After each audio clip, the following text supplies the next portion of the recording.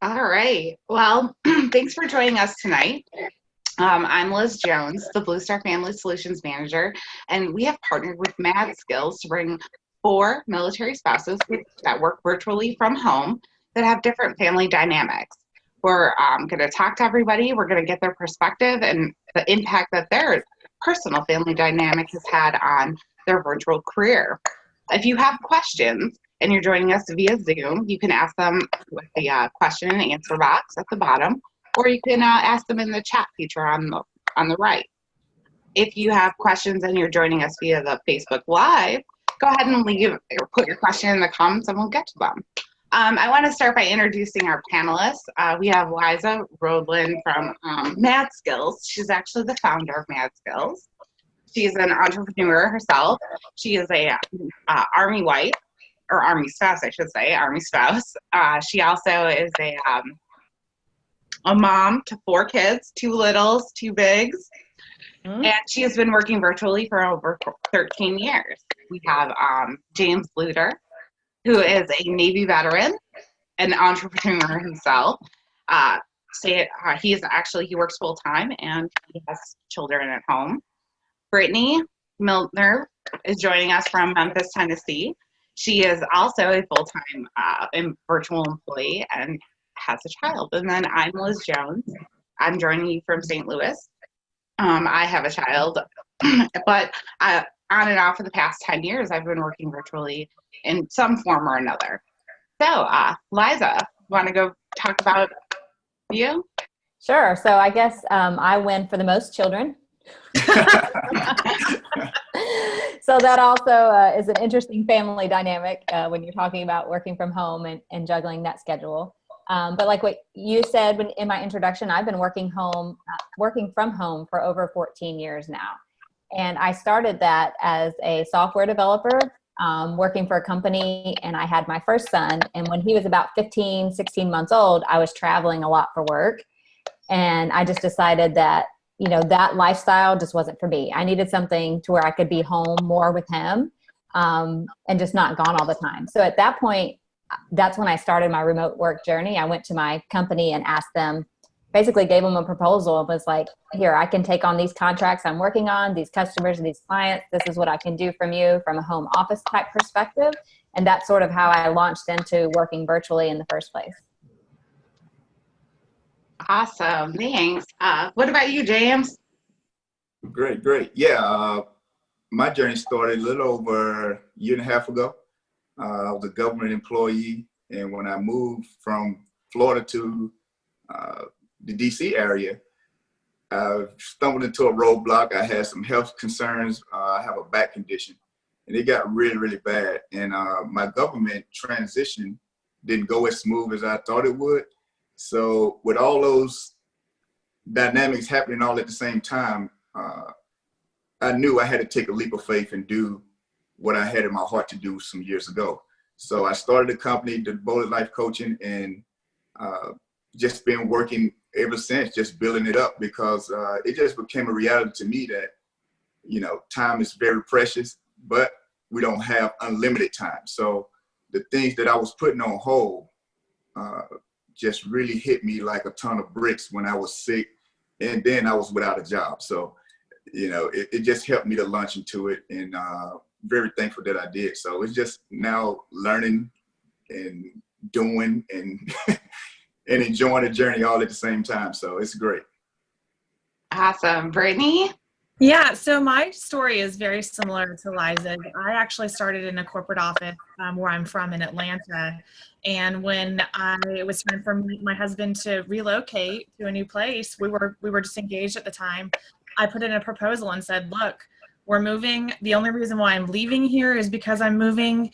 I don't want to leave here. I would love to work from home. And they didn't grant me the opportunity right then and there, but they called me back a year and a half later.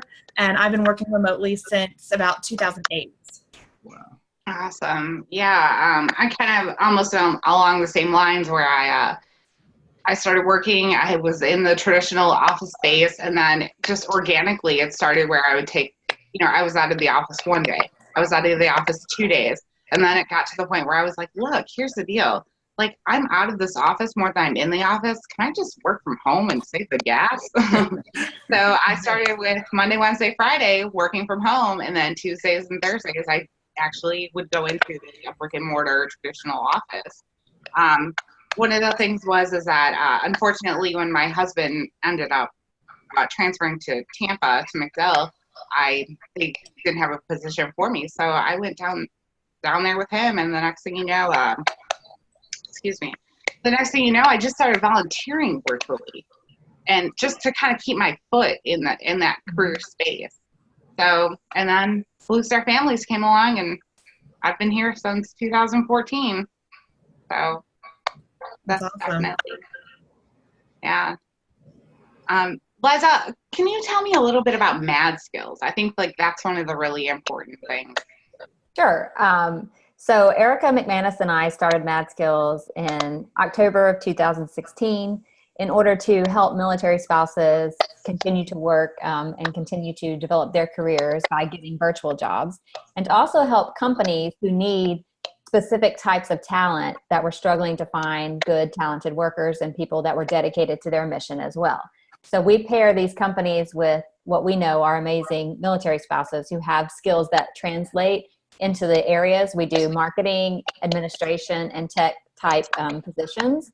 And the military spouse world fits well into that, because a lot of our soft skills that we have just by being military spouses is what makes really great remote employees, because a lot of times these companies are looking for people that are dependable, that are easily adaptable, can jump into new situations, can build networks quickly, don't need a lot of hand holding. And those are exactly the type of attributes that military spouses bring to the table.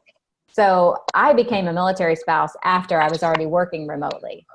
And when I got into this community, I was like, wow, look at all of these amazing, talented people that do not have jobs. And so that's really when the idea started to spark in me that these companies that I knew, because I worked with in the software world with a lot of the startups and a lot of these types of companies that are building products, and I knew they needed this type of talent. And then we have all these people that need the types of jobs. So to me, it was just an easy marriage between the two. I'm like, these two worlds just don't know that the other one exists. So we need to create just a pipeline here in order to attach them together. So that's what MadSkills is. We have over 4,000 military spouses in our talent pool, and we place military spouses in virtual work every day.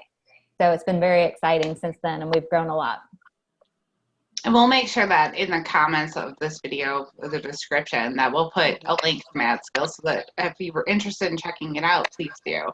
I guess one of the big major questions that has come up is like, how did that impact your family? Anyone want to answer that? Start off? Just working virtually, how does that impact your whole family dynamic? Well, for me, I'll go ahead and start. For me, it's actually been really great because my company has been very flexible and understanding. And so if my husband was deployed, my daughter was sick and she needed to be home, and I was the only person that was available, they knew that I still would work as I could and still have a crying baby in the background if I needed to go take care of her. You know, like they're very open about that, and they're totally fine because they understand my situation. And you know, most of them are mothers themselves, I think, so they kind of understand that whole dynamic. And I don't think that's typical for a lot of companies where they give you that time to, okay, you're going to step away from your computer for 3 hours because you have to go deal with the child, and then you can come back online. Because with my job, I have certain hours that I have to be online. So for me to be able to stay at home with my daughter and still be able to work if she's sick, or if school is closed for the day for whatever reason, because it's, you know, whatever holiday it is. There are some holidays that I didn't even know existed until the school calendar came around. So, but my office is open on those days. And so they understand that, you know, she's at home with me on those days and I still am able to work. So that's been really awesome for me. Wow. What about you, James? How has this impacted your life, your family lifestyle?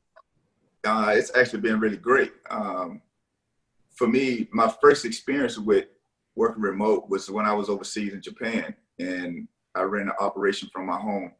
And it was great because, you know, it allowed me that flexibility. And one of the great things about working from home, if you're able to do it, is you could do a lot of things from your cell phone. So even if you have to be out, on the go, a lot of things can be done from a cell phone, or, you find a hot spot somewhere and you just get it done. The difference for me now that is I'm actually trying to grow a business. The family dynamics is great. It's just me, because now it's all on me. It's not like the company is behind me doing, hey, that you need you to get this done. Now I have to get everything done, and I have to try to manage my time wisely because, my wife's still active duty and she deploys sometime, a TDY. And so it's just a juggling act, but at the same time, it's really great for the family because I'm always available. And I kind of make that my priority, and the kids are happy, the wife's happy. So it's pretty great. Yeah, it's a good situation if you can manage it well.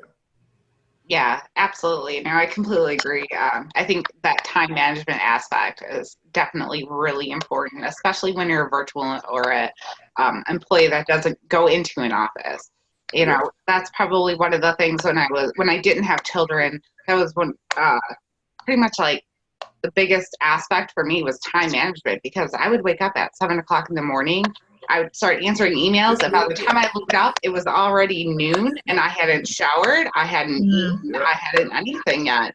I guess one of the tips and tricks that I've learned along the way is especially to set boundaries. Set an alarm on your phone. 4:30, turn it off. Just stop. Don't answer emails. Don't always be available. You got to take some time for yourself. The boundary thing is huge. I guess that's probably one of the things that has impacted my family the most, because of the fact that 4:30, those kids come screaming through the door, I'm done. That's it. There's nothing else that's going to get done that night. Yeah, just the other day, I did a LinkedIn post about, I don't think the world is designed for dual income families. I saw that. Yeah. And I really feel that because especially we just moved to Hawaii. So big move, lots of logistics going on, where the Army wants my husband there the whole time. And I just get to take care of and figure out everything else that's going on.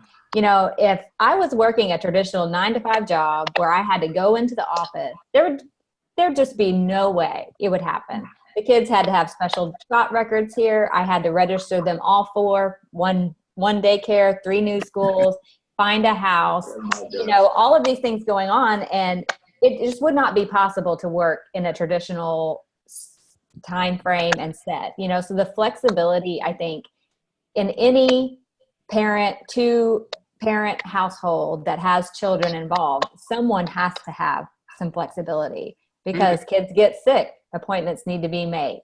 Things happen. Cars break down. Someone has to be able to. You can't take off work every time those things happen, or you'll never be there.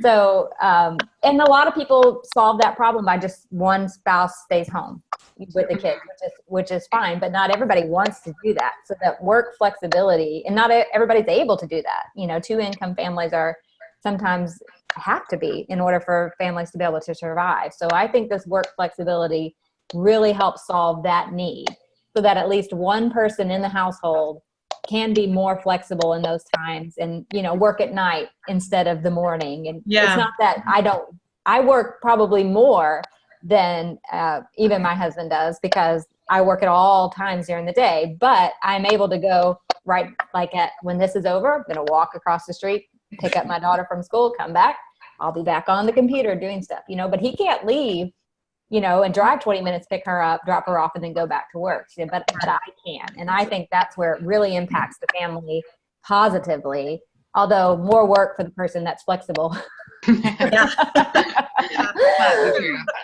Yeah. But, otherwise, I just don't know how other people can manage to do that in a traditional job type setting. Yeah, that's probably really hard. If anyone has any questions, please go ahead and ask them. You can ask them in the comments for Facebook Live, or over here in the chat feature for Zoom. So, and we'll definitely answer them. I guess, does anyone have any specific tips or tricks that they've learned along the way with working from home? I see James is over here on my left corner, so we'll start with him. Yeah, I think you brought one up about those boundaries because, you know, technology can keep you running 24/7. And I caught myself a lot of times just all through the evening, night, whatever, on that phone, trying to post, trying to, you know, communicate back and forth, trying to get things going. And it finally hit me one day, you know, hey, you have to shut this thing down sometimes. So those boundaries, like you were saying, is really important because you can only do so much. And like Liza was saying, you know, we being the spouses, we also have to be flexible to do this for the kids, you know, be at practice, be at the after school program, be at the parent meetings. And oh my gosh, you know, it's a lot to do. And a lot of times people don't understand how hard that is. And, you know, so having those boundaries, I think is very important to make this work. And if you can find virtual work, that's even better. And I think I really like what they're doing with that MadSkills because there's so many people looking, but there's also a lot of people saying it's virtual work, but it's not really virtual work. So I like that you guys are actually finding that for the military community because, you know, a lot of people are searching, but they don't really know which direction to go. So I really appreciate what you guys are doing. Well, my tip is, and this is going to sound really silly, but to actually get up in the morning and take a shower and put on clothes and brush your hair and pretend like you're going somewhere, even if you're not. Because there have been, before I had my daughter, if my husband were gone or whatever, there was one week, I think, when he was deployed, and I woke up one day and I was like, I have not left this house in a week. And because literally I would wake up, I'd roll out of bed, I'd do whatever, and then I'd go work on my computer all day long, then I'd go to bed, and I would repeat. And I finally was like, I'm going to turn into a crazy person if I don't, like, you know, actually get dressed and feel like a human being. So my tip is to feel like a human being by actually getting dressed. That's what I do every day. It helps me. I would say one of my tips is setting up childcare. So I have 4 kids. When, like I said, I started working from home when my son was little, and I thought, oh, well, I'll do this in between his nap, and I'll, you know, try to do these things. You just cannot work fully with kids at home. You just can't do it. And so I remember one point my boss was calling me because I was contracting with them. My son was crying. I'm crying because I feel like I'm failing at both things. I'm failing at being a mom, and I'm failing at working right now in this moment. You know, so I was like, okay, something has got to change. So ever since then, I've always had my kids in some type of care. I've either had someone coming into the house and watching them, depending on where we're at, which duty station, whatever worked out. Like right now, my youngest, she's at daycare. My other 3 are in regular school. So always having, you know, something set up just for your own sanity so that you can focus on the task that you're trying to do, be present with your kids when they're home, and be present at work when it's there. There are some times where those will bleed into each other, and that's okay. But I think just for me to feel successful in both of those roles, it was nice to be able to separate them out some as well. Awesome. Yeah. For me, I guess one of my main tips or tricks, or however you want to put it, is to try and plan as much as possible. Actually, my husband's getting ready to retire in October, and he's been on terminal leave for the past couple of weeks, and he doesn't go off of leave until the end of October. So he's been home with me during the day, which usually the house is quiet except for me. And I was on a Zoom call, and he yells from the kitchen, "Hey, do we have any eggs?" And everyone on the Zoom call went, "I think your husband's looking for the eggs."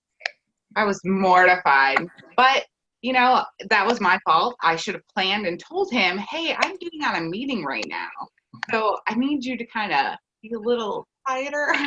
He didn't know.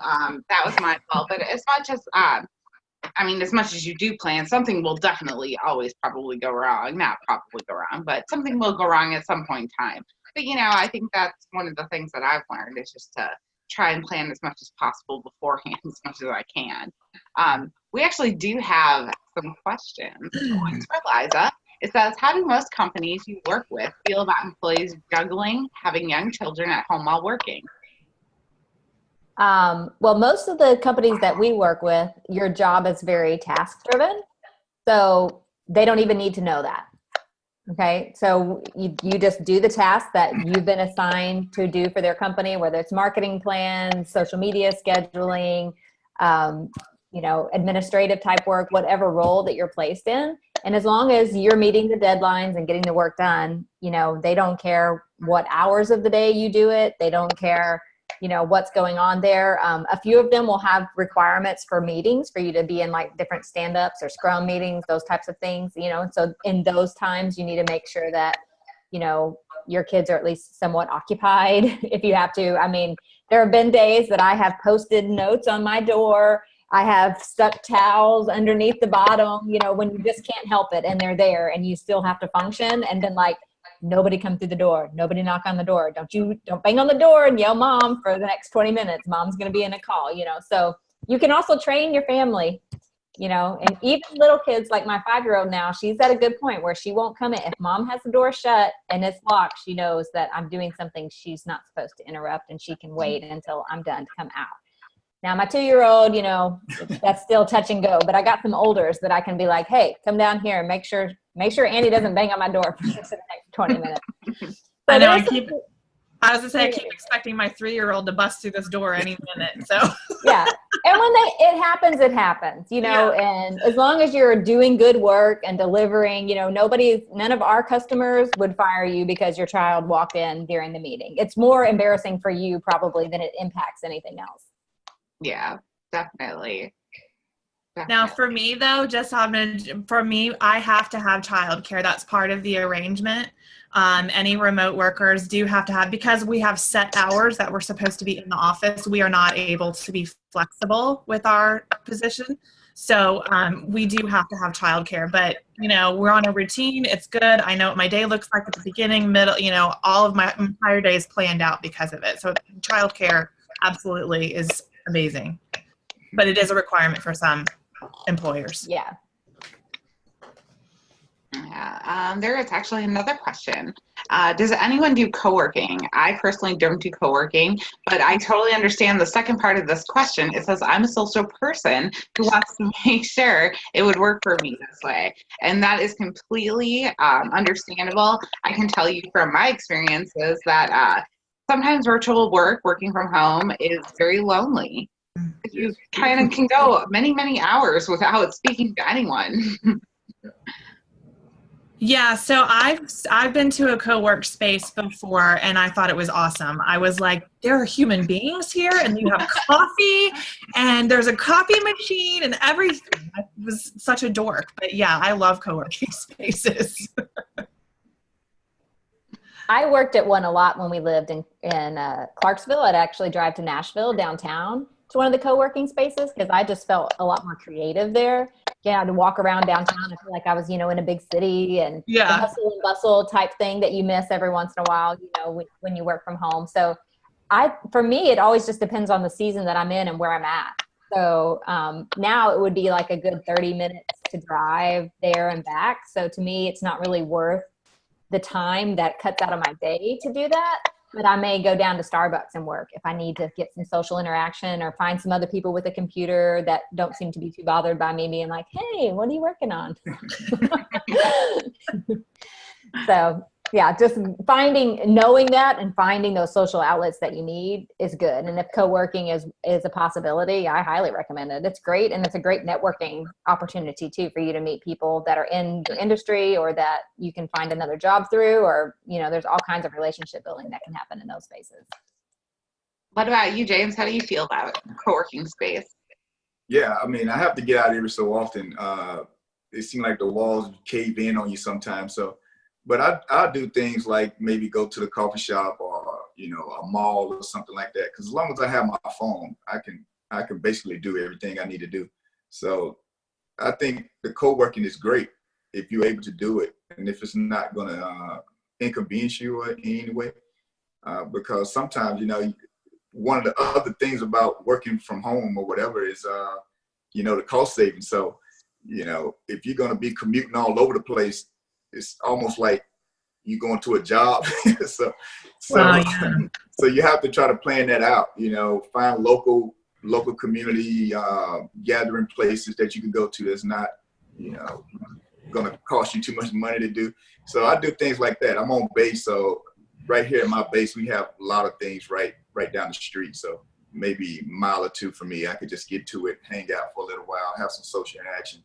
We have a really nice USO on base. So I do things like that to try to break it up. And I use a lot of like Zoom, I communicate with other coaches. So, different things like that to keep me going. Yeah, that's definitely really important. Especially, when you're not single, but when you don't have children that kind of guide your schedule during the day, to set that time for yourself. Either go to the gym or take your dog for a walk or play with your cat for a couple hours on the floor. I don't know, teach your goldfish a new trick, whatever works. Whatever works, because if you don't, you will burn out. Yes. And that is not good for anybody. Yeah. We actually do have another question. So for a newbie who would like to get started in virtual work, what would you say is the best kind of path to start? I think working in an office first and then presenting it as an option. I think that's a great way to get your foot in the door, and then start working virtually. And then if it turns into something that maybe you could springboard into a different opportunity, you have those virtual working experience under your belt that you can use on your resume and say, I've been working from home for so-and-so years, and then you can get your dream work from home job. But getting your foot in the door is, I would say, definitely start in office if you can, or check out MadSkills too. And see if there's something on MadSkills. Yeah, so we do place spouses with different types of experience in virtual work positions. So it really depends on like what your skill sets are and where you kind of want to go and the things that you're interested in. But we do place like general virtual assistants, which will do general type administration work. So if you know like Office and Excel and you're good at jumping in and just learning new technologies and things, then we have some openings where you can kind of bridge your way into virtual work that way, and then figuring out, okay, which specialty do I want to go into? Because a lot of skills in tech, a lot of skills in marketing, customer service, those translate very easily into the virtual space. So if you're interested in one of those branches, then kind of looking at there's so much free training online that you can do. You can get HubSpot certification, which is the big CRM that a lot of big companies use. You can go through their entire training suite and get certified in their programs and then go get a virtual job in that. So there's lots of different paths. You just got to kind of figure out, okay, what do I want to do? How much time do I want to spend getting there? And what path do I want to go down? Am I trying to get a full-time job? Am I trying to get a part-time job? And just setting out your own goals, and then you can kind of craft a plan there. Brittany and I, and I think even Liz, we started off with a company and then made it a virtual role. It's always a great path if you have your foot that way. If you're just starting out and you don't even know, where to go with a company, then I would suggest kind of looking into some virtual assistant training, and you can make a profile at MadSkills, and we can kind of funnel you in that way as well. And then you can branch out and gain skills and kind of climb your ladder in the virtual world that way. Now, I will tell you real quick that one of the things that was really great for me because I told you earlier that I actually left, and then they called me about a year and a half later to come back. And it was because I stayed in contact with them, and I'd be like, we're moving here. And then when an opportunity opened up, they wanted to hire me back because I had already been trained on the system. They knew that I could already do the job. They knew that they could trust me, and they knew where I was because I was constantly in contact with them. So I made it easy for them to come back to me and say, hey, we don't have to train anybody because we're just going to hire you back, and you're going to slide right back into the position that you were in before. So even if you feel like it's somewhere that you might be for just a short time, I think it's still worth it to go there, get the experience and the connections. And if you love it, then when you leave, definitely try to make that virtual connection, or at least let them know that you're interested in it. And even if it doesn't happen immediately, it might happen down the road. Mm-hmm. And I would say always frame your conversation with how it benefits the company, Yes. and not how it's going to benefit you Yes. to work virtually. Absolutely. So, I mean, that is how you win, because like Brittany said, she knew the system. They know how much it's going to cost to train up a new person and replace somebody like that. It's much cheaper and more cost effective for them to hire her and let her work virtually, because she can just jump right in and be productive from day one. So framing all your conversations, yes, it's going to benefit you because you get to still have a job, but it's going to benefit the company in XYZ, and make sure that you come at it from that point every time you're speaking to them about, the possibility of it being a virtual job. Absolutely. Yeah, that's a great point. Yeah. I think for a new person that's just kind of starting out, if they don't really know if they want to work virtually, I think you should probably try volunteering virtually first, and to see if that's maybe a right fit for you. I mean, it's like with any other job. You have to kind of just feel it out and see if, is that the right fit for you? Is that what you want to do? You might not like it. You might not like the way that it's going. So definitely, look into some volunteer opportunities to volunteer virtually. James, do you have anything to add? Yeah, I add something about virtual work. If you're talking about the entrepreneur side of it, I would say to make sure you are financially stable first, because, if you're trying to start your own company, being a military spouse, working from home, you may not make that money back like the next week. It's not like a job. So those are the things I really appreciate what you guys are doing, because sometimes they're selling entrepreneurship as if it's a virtual job, and there are some differences there, and you have to know that, because when you go on the entrepreneur route, it's all on you. It is all on you. It has some great rewards to it, but you have to be very realistic about that. You have to plan that thing, plan it out, be realistic of your goals and all those kind of things. So I would say just be realistic with yourself. Do you want to be an entrepreneur, or do you want to work from home? And once you figure those two out, then you need to find out, okay, what am I good at? And would it really transition to a virtual world? There's some things you may be good at that's not going to work in the virtual world. So you may have to require training. And one of the beauties about being a military spouse is there's a lot of free training you can get just from like FFSC, the readiness centers and different programs on base. There's a lot of local training you can get. So like they were saying, do your due diligence. You have the great resource right here. MadSkills I think is great. So, do your due diligence to figure out what you want to do, and then you just put a plan in place to try to ease into it. You don't have to jump full speed, but you may want to just ease into it a little bit and see how it goes and how it works for you and your family. But every time I work from home, it's been great. I really can't. I mean, it's a great experience, but I do understand that it's different for everyone. So just be realistic with yourself, and I believe you'll be okay. Right. We got another question that came in. It said, how are hours and pay determined for your job? Well, for me, I was hourly for a very long time. And then because my roles have changed over the years, and actually it's just changed into something else too, I've taken over a department. So it's changed. So I was hourly and now I'm salary. But it took me a long time to get there. Mm-hmm. Yeah. I've been both hourly and salary. When I was hourly, I would have to track like every 15 minutes of my time, so that if I like walked away and came back, I had my little 15-minute blocks. But yeah, I mean, it really depends on the company.